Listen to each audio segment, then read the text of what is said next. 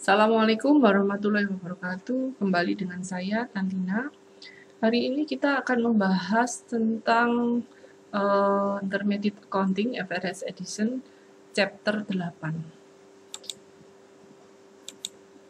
Oke, terkait dengan hal itu, maka Chapter 8 ini adalah membahas tentang penilaian persediaan dengan pendekatan basis biaya.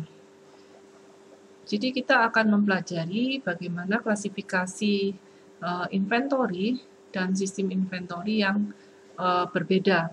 Kemudian yang kedua, kita akan mengidentifikasi barang dan biaya yang termasuk dalam persediaan. Jadi good or cost.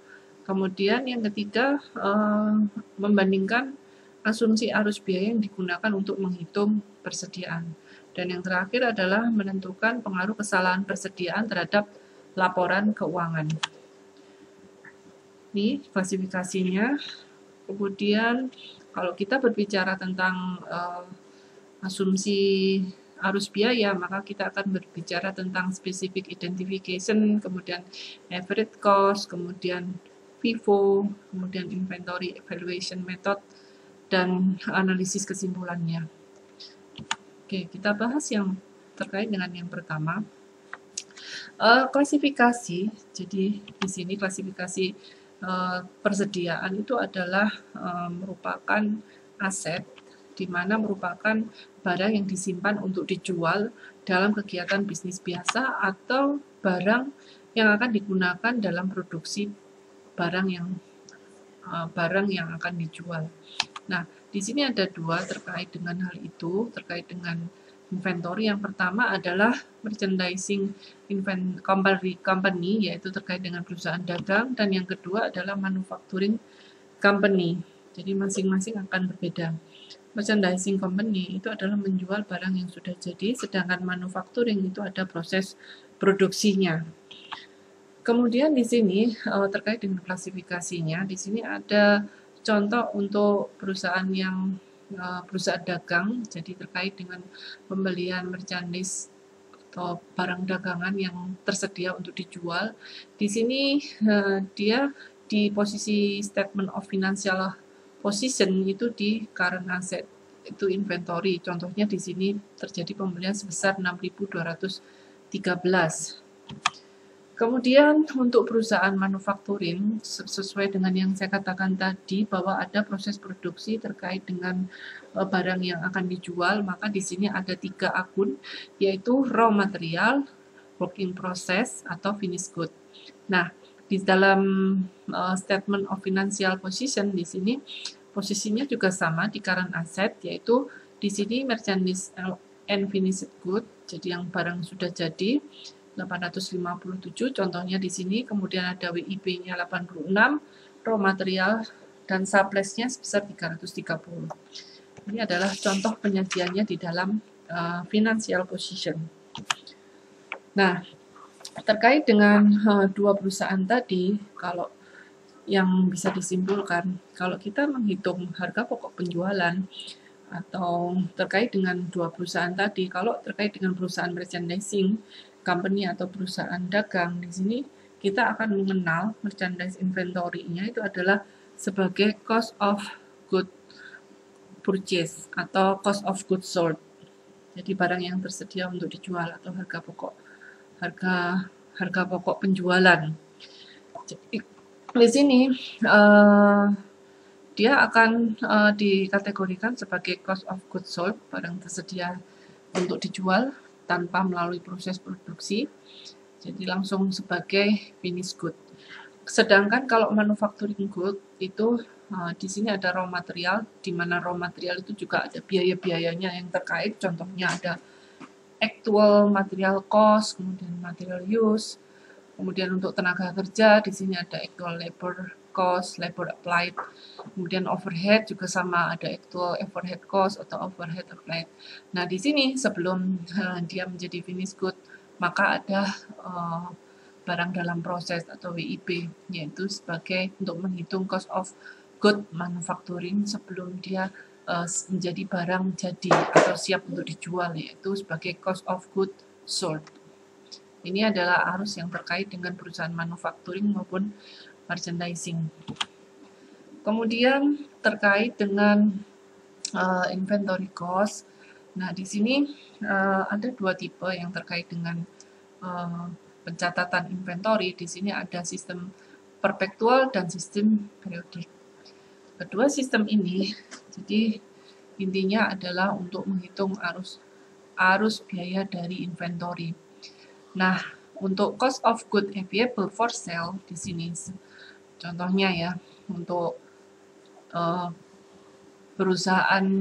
kedua perusahaan di sini sebelum menjadi ending inventory, di sini ada beginning inventory, kemudian ada cost of good purchase, kemudian cost of goods sold maupun ending inventory persediaan akhir. Jadi beban pokok pembelian dan beban pokok penjualan. Jadi perusahaan itu yang menjual atau memproduksi barang itu melaporkan persediaan dan beban pokok penjualan setiap akhir periode. Dan perusahaan menambahkan persediaan awal pada pembelian pada suatu periode sampai pada beban pokok yang tersedia untuk dijual. Nah, beban pokok yang tersedia untuk dijual ini kemudian diserahkan ke persediaan akhir dan beban pokok penjualan. Berdasarkan apa? Jumlah barang dalam persediaan dan barang yang dijual. Kemudian terkait dengan perpetual, kita bahas perpetual di sini. Sistem perpetual itu terkait dengan pembelian barang dagangan yang didebit ke persediaan. Kemudian ada freight in, terkait freight in yang didebit ke inventory. Kemudian ada retur dan tunjangan pembelian serta diskon pembelian yang didebitkan ke inventory. Kemudian ada CGS atau harga pokok penjualan yang didebit dan persediaan dikreditkan pada setiap penjualan. Kemudian catatan anak perusahaan ini menunjukkan kuantitas dan biaya setiap jenis persediaan yang ada. Nah, sistem ini menyediakan pencatatan saldo yang berkelanjutan, baik dalam akun persediaan maupun harga pokok penjualan. Kemudian periodic system. Periodic system di sini pembelian barang dagangan itu didebit ke pembelian, bukan di persediaan. Kemudian persediaan akhir ditentukan dalam hitungan fisik.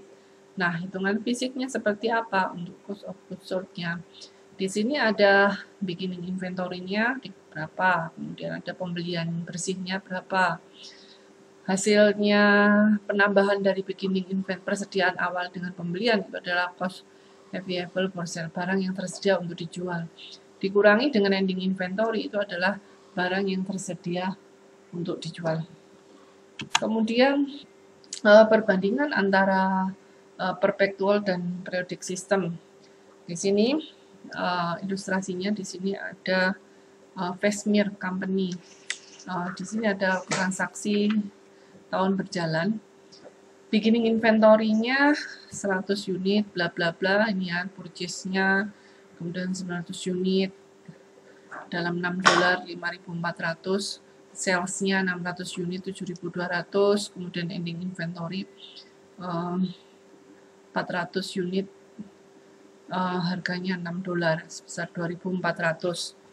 Nah, gunakan catatlah transaksi ini dengan menggunakan dua metode tadi. Kita lanjut. Jadi terkait dengan pencatatan ini, maka untuk persediaan awal sebesar 100 unit dengan harga $6, maka akun persediaan di sini menunjukkan persediaan yang ada adalah sebesar 600. Ini juga sama dua-duanya untuk awal.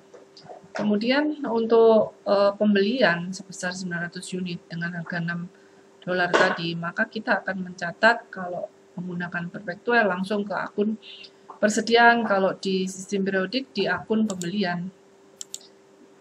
Kemudian penjualan 600 unit. penjualan, maka akan ada transaksi terkait dengan piutang. Kalau penjualannya kredit, piutang dagang pada sales revenue. Kemudian ada juga terkait dengan beban pokok penjualan. Jadi beban pokok penjualan pada persediaan sebesar 3.600. Sedangkan kalau di metode periodik, sistem periodik itu tidak ada jurnal. Dia nanti akan dibebankan pada akhir periode. Jadi sedangkan di akhir periode kalau menggunakan metode perpetual tidak ada iJournal yang diperlukan, dan akun persediaan itu menunjukkan saldo sebesar 2.400. Dari mana? 600 plus 5.400 dikurangi 3.600. Kemudian kita bahas seperti yang saya katakan tadi, kalau kita menggunakan periodic system, maka kita menggunakan akun purchase bukan inventory. Ini juga tidak ada pengakuan HPP ketika ada penjualan. Jadi langsung diakui di sini ada pengakuan account receivable pada sales revenue, sedangkan di akhir periode itu baru ada pencatatan. Nah, seperti apa? Kita catat, jadi inventory di endingnya itu 2.400 ya kan. Ini adalah nanti akan dari selisihnya ini ya. Jadi dari cost of goods sold-nya 3.600, kemudian purchase-nya 5.400, inventory awal 600. Selisihnya adalah inventory akhir yaitu 2.400. Itu yang membedakan antara perpetual dan periodik. Kemudian terkait dengan inventory cost flow masihan atau arus biaya inventory, di sini asumsi bahwa akhir periode pelaporan akun persediaan perpetual melaporkan saldo persediaan sebesar 4.000. Namun, hitungan fisik itu menunjukkan persediaan 3.800. Nah, entry untuk mencatat pencatatan yang diperlukan adalah seperti apa? Nah, kita lihat. Jadi, di sini ada persediaan yang lebih atau yang kurang sebesar berapa? 200. Pada inventory. Nah, di sini dikatakan bahwa persediaan yang lebih maupun yang kurang itu menyesuaikan dari harga pokok penjualan. Dalam praktiknya itu perusahaan terkadang melaporkan persediaan yang lebih maupun kurang itu di bagian pendapatan dan beban lain-lainnya pada laporan laba rugi. Oke. Kemudian di sini ada pengendalian persediaan. Jadi inventory control di sini terkait dengan inventory control, di sini semua perusahaan itu memerlukan verifikasi catatan secara berkala terkait dengan apa? Hitungan berat dan ukuran yang sebenarnya dibandingkan dengan apa? Jumlah catatan inventory secara rinci. Dan perusahaan biasanya melakukan inventarisasi secara fisik itu di akhir tahun fiskal. Nah, ini mungkin kalau di era pandemi seperti sekarang ini, physical inventory itu dilakukan dengan melalui video ya, karena tidak memungkinkan kadang untuk melakukan physical inventory. Kemudian terkait dengan menentukan harga pokok penjualan. Jadi di sini perusahaan itu harus mengalokasikan harga pokok semua barang yang tersedia untuk dijual atau digunakan, antara barang yang dijual maupun yang digunakan dan barang yang masih ada. Ini adalah contoh untuk perhitungan CGS. Nah, Anda lihat ya, sama seperti tadi. Jadi ada persediaan awal, kemudian cost of good terkait dengan beban pokok yang diperoleh atau diproduksi pada tahun berjalan, kemudian total dari beban pokok barang yang tersedia untuk dijual, ending inventory-nya berapa, untuk mencari beban pokok penjualan selama tahun berjalan. Kemudian terkait dengan barang yang termasuk dalam persediaan. Di sini perusahaan itu mengakui persediaan dan utang pada saat mengendalikan aset. Nah, bagian dari H itu sering digunakan untuk menentukan kontrol karena hak dan kewajiban itu ditetapkan secara hukum. Nah, ini adalah barang dalam perjalanan contohnya. Di sini contohnya adalah LG. Di sini menentukan kepemilikan dengan menerapkan aturan bagian dari hak milik ya. Jadi di sini jika pemasok mengirimkan barang ke LG dengan menggunakan FOB shipping point. Jadi hak milik itu diteruskan ke LG saat pemasok atau supplier itu mengirimkan barang ke perusahaan angkutan ya, yang bertindak sebagai agen dari LG. Nah, yang kedua, jika pemasok mengirimkan FOB, tujuan FOB destination, maka hak milik itu diteruskan ke LG hanya ketika menerima barang dari pengangkut tadi itu ya. Jadi ketika sudah di tangan pembeli, dan ini ketika sudah perusahaan itu mengirimkan barang. Kemudian kesimpulannya, shipping point dan destination itu seringkali ditentukan berdasarkan lokasi seperti FOB. Contohnya FOB kemana, misalnya Indonesia, FOB Indonesia. Kemudian di sini juga mengenal yang namanya consignment good atau barang konsinyasi. Jadi kalau kita berbicara dengan barang konsinyasi, maka biasanya barang tadi ada kesepakatan antara konsignor dan konsigni. Jadi ini biasanya terkait dengan pengiriman barang, jadi pengiriman barang konsinyasi. Dan di sini William Art Gallery itu sebagai konsignor, kemudian yang Sotheby Holding itu sebagai konsigni. Jadi ini adalah sebagai pengirim barangnya, ini adalah sebagai penerima barangnya, yang bertindak sebagai agennya. Jadi Sotheby itu sebagai agen dari William. Ini yang sama seperti kita misalnya kosmetik ya, kosmetik Maybelline, kita sebagai agennya. Nah, di sini Sotheby setuju untuk menerima barang tanpa kewajiban apapun, jadi kecuali untuk melakukan kehati-hatian dan perlindungan wajar dari kehilangan dan kerusakan sampai barang itu terjual ke pihak ketiga. Nah, ketika Sotheby menjual barang, ia mengirimkan pendapatan dikurangi komisi penjualan. Jadi pembayaran barang yang sifatnya konsinyasi itu adalah berdasarkan komisi pendapatannya. Oke. Kemudian terkait dengan sales with purchase agreement, jadi penjualan dengan perjanjian tertentu ya. Di sini repurchase, perjanjian kembali, jadi perjanjian pembelian kembali. Di sini contohnya Hill. Jadi Hill di sini sell, menjual inventory ke Case, dan secara bersamaan setuju untuk membeli barang-barang ini dengan harga tertentu selama periode tertentu. Case kemudian menggunakan inventory ini sebagai jaminan untuk meminjam itu. Nah, inti dari transaksinya adalah Hill itu mendanai